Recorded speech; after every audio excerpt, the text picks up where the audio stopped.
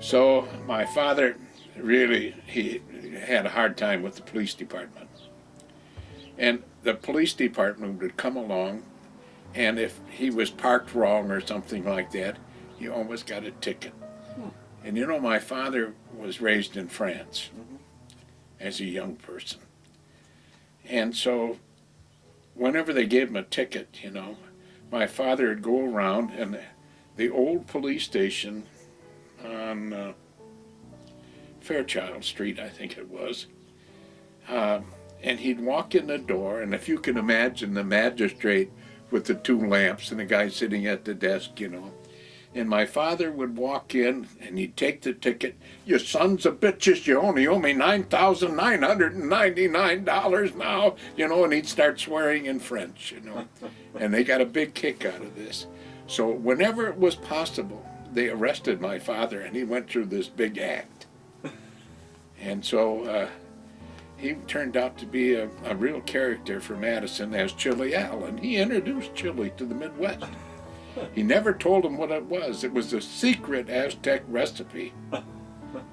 But he learned to make chili because one of the jobs he had as a young man was riding fence on the King Ranch with Mexican people. Oh. So he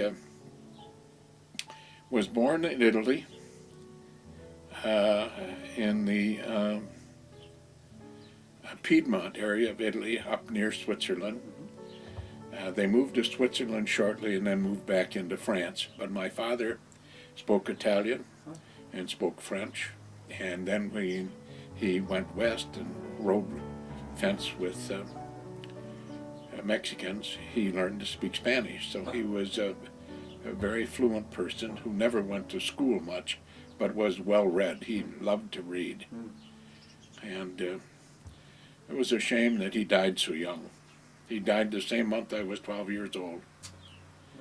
And I went to work in a restaurant. We had the largest restaurant in the city of Madison. And so I became the man of the house and went to work. I was a wonderful student at East High School because when I went home I had to wash dishes. So I joined every club, every sport. Oh, but my mother was a wonderful person, so she did a marvelous job. But anyway, that was a story. That's a great story. Chili Al was the Chili Al's was the name of the restaurant? Yes. As a matter of fact, you have one of the old menus, don't you? I don't know. You should. I have them duplicated. You'd get a kick out of it. Yeah. And so was your father's name Al also? oh yes. Okay. I'm a junior. You're a junior. Okay. Yeah. Yes. No, he was a grand entrepreneur, and he brought, as I say, chili, and his name was Chili Al. When he died, the editor of the Capital Times was Bill Evue. He owned the Capital Times. He put my father's picture and obituary on the front page of the Capital Times. He was a real character for Madison. So that was interesting, and my mother, of course, had to take over the restaurant, which was, you might say, deeply in debt. And she did a great job, but having only a third-grade education in a German-speaking school, things got very complicated. Right.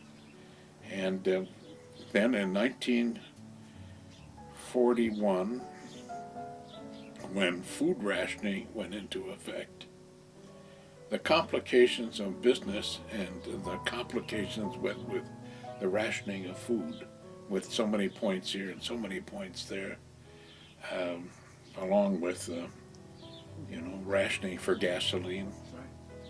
Right. Even though we had a C card, which was commercial. The A card, you got 4 gallons a week. The B card, you got 10 gallons a week. And the C card, I don't remember what, but it was more. So all of those things why she had to end up by selling the restaurant. And so then we moved from Atwood Avenue out to the west side. Interesting.